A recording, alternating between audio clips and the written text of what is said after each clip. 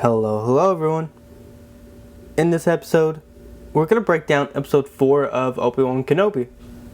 Jumping right in, we start off with Obi-Wan floating in a healing tank, mirroring the same situation Darth Vader was in when we were first introduced to him in this series. Following this, we get some really nice shots of them both going through similar events, just reflecting on the past and what they've gone through with one another. Something that is really cool with the show is that fans have noticed just how every outfit Leia can be seen in has the exact same color scheme as outfits her future counterpart wears, which is a really nice nod to those later films.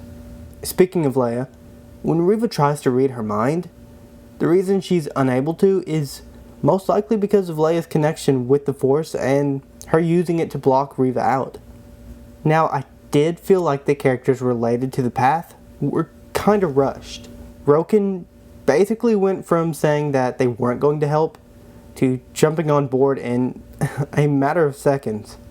And then we spent quite a bit of time on the casualty after the fight on someone we didn't really know.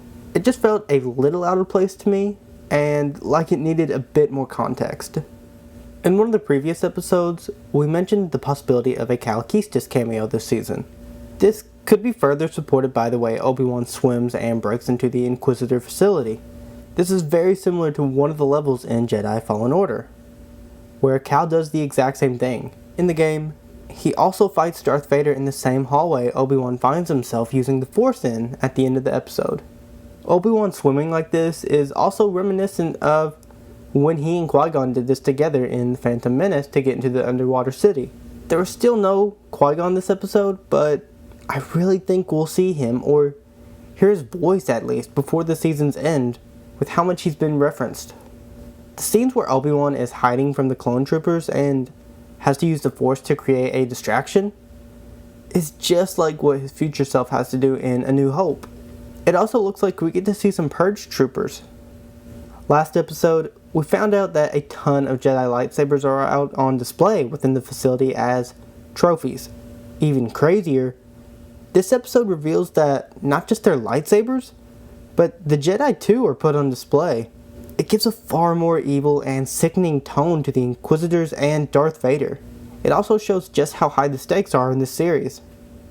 Now, I did not like when Tala's cover was blown and she had to fight the clone troopers.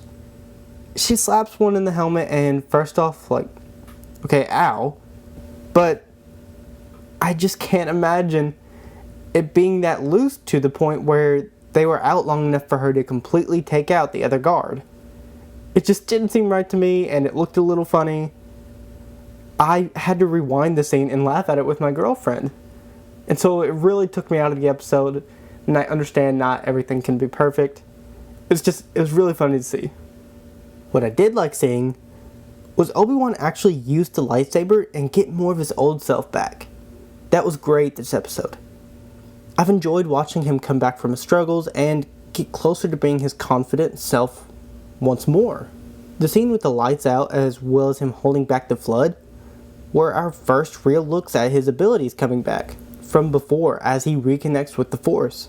While there's still some issues, this episode definitely got me more hyped for the series again. I felt like some of it was rushed and needed some more context, but overall it was still good. I am excited to see how this journey ends with only 2 episodes left, and really hope they can wrap it all up strongly. But what did you think? Did you enjoy this episode? If there's anything I missed, comment it down below because I'd love to hear it. And that's that. See ya.